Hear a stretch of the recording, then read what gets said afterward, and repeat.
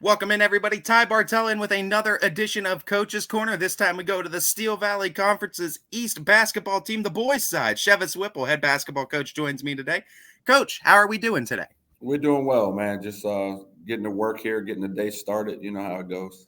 Oh, yeah, I know how it goes, too. And I mean, I've been plugging through coaches. I've been talking with a lot of programs. I'm really excited to talk about this program. I think it's on the up and up, and I think it's very exciting to see what East basketball has in store for them this year. First and foremost, Coach, how have practice has been looking? What are some positive takeaways you see from practice?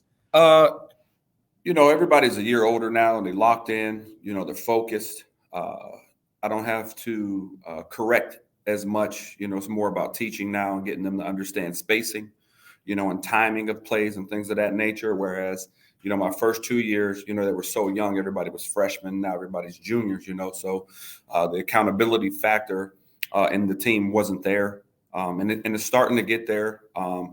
Once the team can, hold each other accountable, the coaches don't have to do that too much anymore. So the guys are pretty locked in. Coach, let's get a chance to meet some of this team too. Maybe the roster's not finalized. I know it's not December 1st yet, right? But what are some big names we can expect to see out of the Golden Bears this year? We have a pretty deep team, I believe, but just some of the names of, most of the returners. You got Cameron Sly, who's a senior, Tyron Hudson, who's a senior, Isaiah McCray is a junior, Jared Cologne's a junior, Michael Brogdon is a junior, Kevin Pullen's a junior. So we're pretty top heavy with those names. Jose Castro is another name.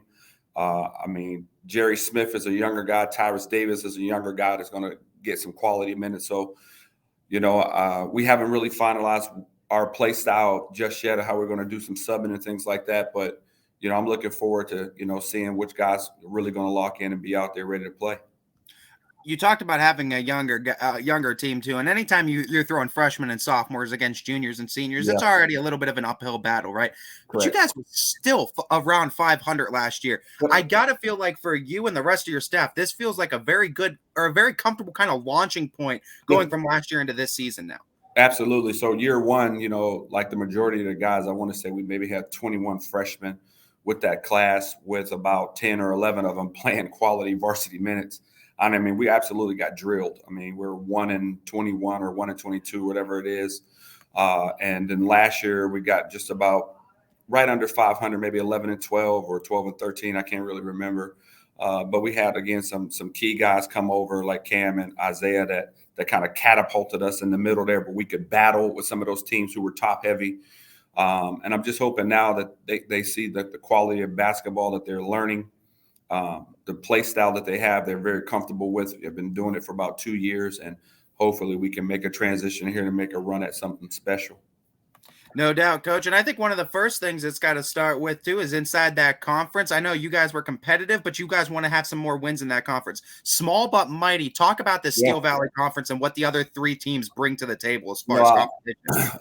If you ever seen any interview that I've ever done, even with yourself and a couple other guys, I praise this conference because, like you said, it's small but mighty.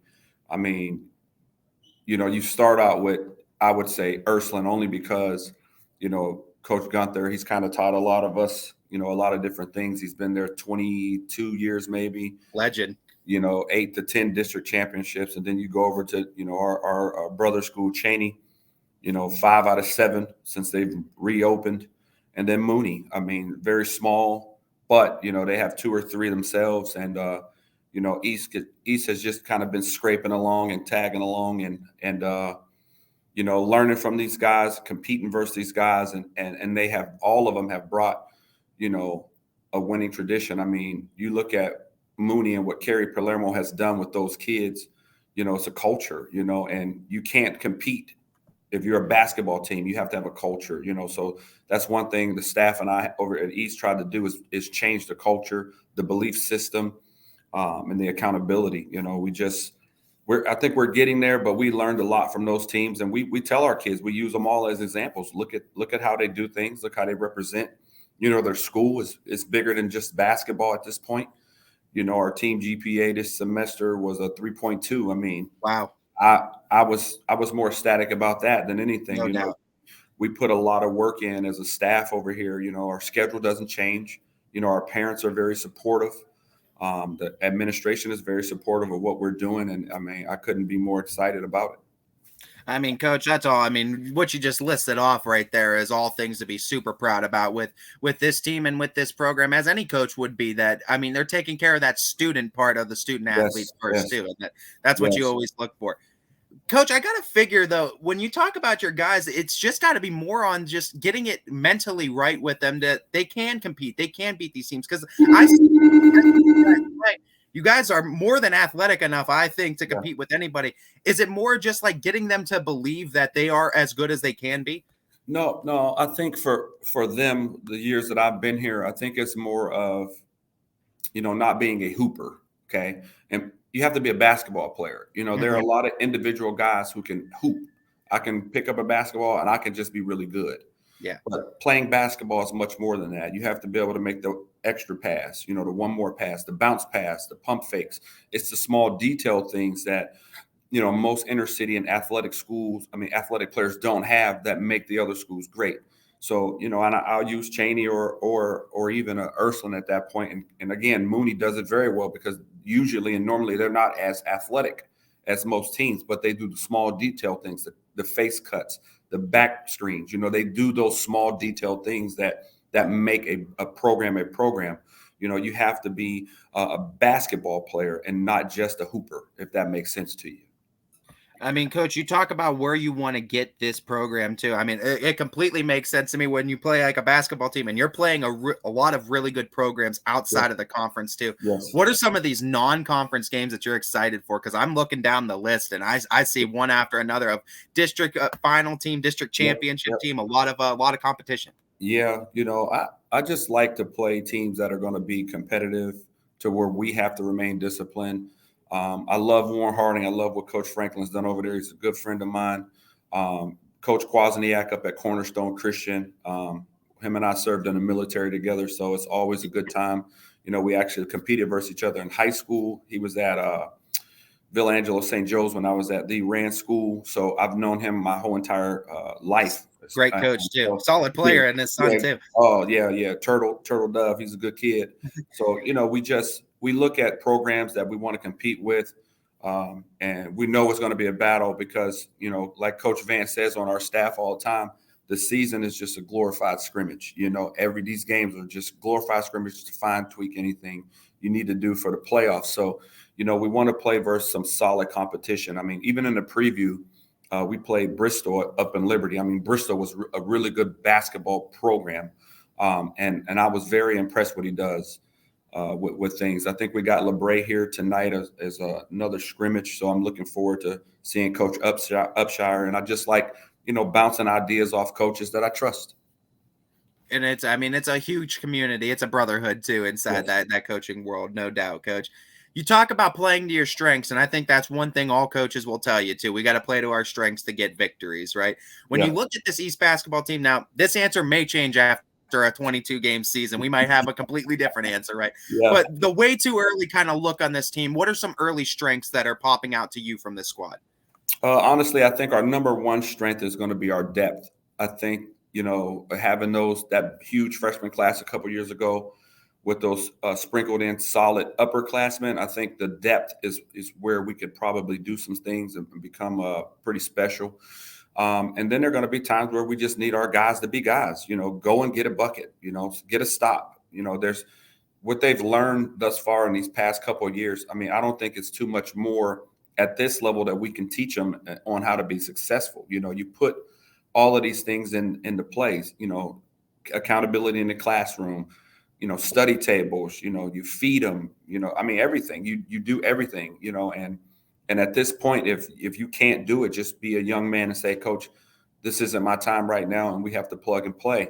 But I think, for the most part, I think people will be very surprised at how disciplined we are and how coachable they've become. I think they got a little taste of success in some fall leagues and some summer workouts at colleges. We went up to Cleveland and had some success. So I think just that self-accountability, like really believing like, wow, we actually beat that team. Maybe we can do something. I think that's going to be major for us this year.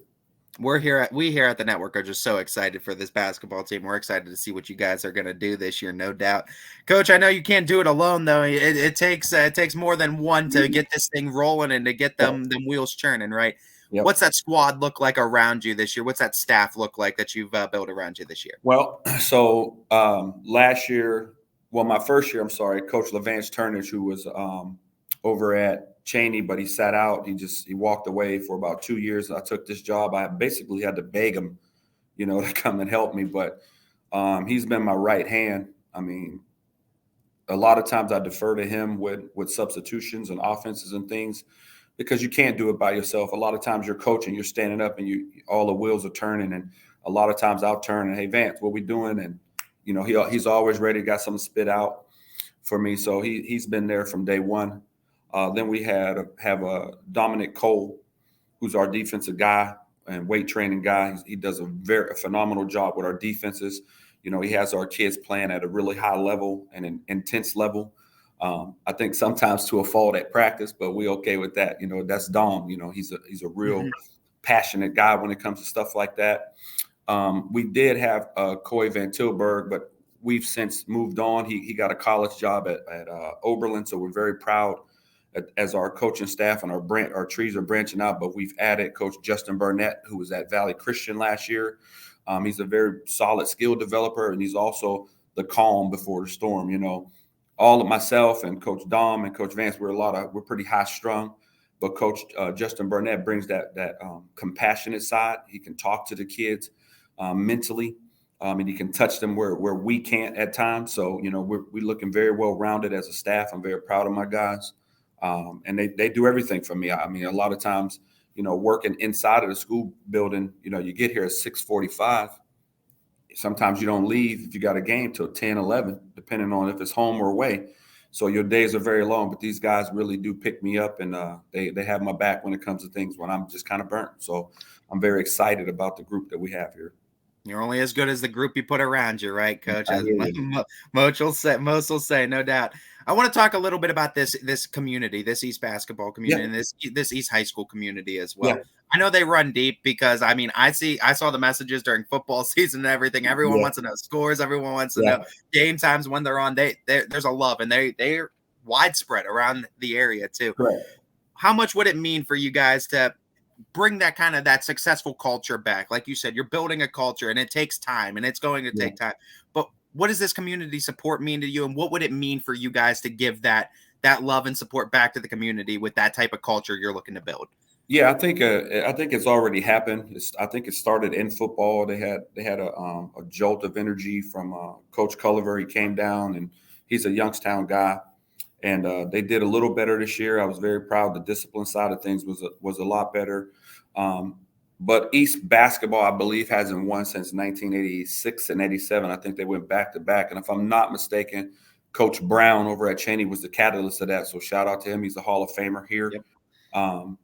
I think Dominic Cole, who's on my staff, I think his father was also a part of that team. Dwight Berry, I believe, who's the Cheney women's coach, was a part of that team. So those guys do. Although we competitors now because they don't wear the same colors as we do, they always kind of give me a little nudge, like, please get the alma mater back. Let's get back to those days. And we've been trying, but everywhere I go on the east side of Youngstown, myself being a young north side guy, I didn't understand how deep the Golden Bear culture was. There's a gentleman named Mike Rose who's like a Golden Bear to the end of time, and him and his daughter, they always here. They always very supportive. So it means a lot. I'll have random people come up to me at football games, whether it's a Cheney game or a East game, and they're just like, Coach, what are you gonna do? You can bring us back, but it means a lot. So I know the community support is there. We just have to do our part to get the ball rolling and get it back, so they can have something to be prideful about. No doubt, Coach. And we're, like we said, we here at the network, we're rooting for you. We're wishing you the best of luck this year. My final question for you today, Coach, and it's kind of a theme question I'm asking all head coaches this year. I know we talked about your whole journey too, and I know military background. I loved your journey and what you told me last year. But this year, it's about the love of the sport of basketball, because the love of the sport is what got us in it. It's what keeps us going in this sport, no matter our role in it. That's right. Where'd that love start for you, Coach? Do you have a pinpoint moment, an earliest memory, or a time? Oh yeah. So it's a community. It was a community center down on the north side of Youngstown called the Buckeye Elks. At the time, my father was a professional boxer, and so I was boxing. You know, my father was like, "You're going to box," and this and that. But up top of this community center is called the Buckeye Elks. There's 3 stories there. And sometimes when you're up top, you playing basketball, the ball bounces down these steps and it comes all the way down. And I remember being like 7 years old. One particular moment, I was getting water. I was on my break from the boxing gym, and I was getting water, and the ball bounced down, and I could hear it. I could hear it bouncing down each level of a step, and I don't know how it got around that corner where it came all the way down to me. And I was drinking water, and it rolled over, and I touched it, and I instantly fell in love. You know, I tell that story to my players all the time because I wasn't very good at first either, you know. It didn't happen just overnight. You know, the hardest thing about it was when I touched it, I'm like, man, I took the ball upstairs and I saw these people playing. And there was a woman at the time by the name of Wanda Grant who ran the basketball rec up there. She's also a YSU Hall of Famer, alumnus. I think she maybe at one point was the all-time leading scorer until her fellow sister, Dorothy Bowers, who I love to death, broke her records. I talk to Dorothy all the time, but, you know, and I got up there and I saw this game and I saw it running around. I mean, people running and jumping and talking, and it gave me such an excitement that I never turned away from it again. And the hardest part about it was not being good. You know, you start playing basketball or any sport, and, you know, where we grew up, you know, it's inner city, you know, you playing basketball and people tell you what you can't do. It's like, oh, he can't shoot, back up off of him. So all summer long, you just shoot. Yeah. And then that gets a little bit better. Oh, he can't dribble, push up, all he can do is shoot. Now you got to work your handles. So, you know, the process of becoming really good is what you really have to fall in love with, because it's not always going to work. It's not always going to be good to you. Even when you get as good as LeBron James, I mean, things don't always work the way you want them to work, you know, and you have to be able to listen to the game, let the game tell you what to do, you know, and then rework the process to fall back in love with it over and over. You know, all these kids want to go to the NBA and play overseas and all of that, but I don't think they understand that the process is where it happens. You know, you think you get to the top, you think you stay there because you fall out of love with it. No, you have to have that compassion for it, the pain, the sorrows, the hurt, and you learn from that. And then that's how you become great, you know. So that's why I'm looking forward to this team, because year 1, we got bounced around pretty good. Year 2, we were mediocre. So I'm hoping they understand now it's our time to have that progression. You know, all the hard work that we've put in, you know, getting it from the mud, it's our turn to do something special. So I'm hoping that they understand the process that they went through. It's a process to build yourself as a player. It's a process to build a program too. And Coach, yes. I'm excited. I know I'm rooting for you. We here at the network are rooting for you. And I think you guys are going to have something special in store for this season. Tough schedule, but I think you guys are going to be able to hold your own against a very good competition in and around the area. No doubt. I appreciate it. Yeah, no problem, Coach. We're so glad to have Issa part of the YSN family for another year, and I can't wait to catch you out on the hardwood. My man, thank you. Take care. Thank you, Coach. This has been a first edition of Coach's Corner with the head boys basketball coach over at East, Coach Chivas Whipple.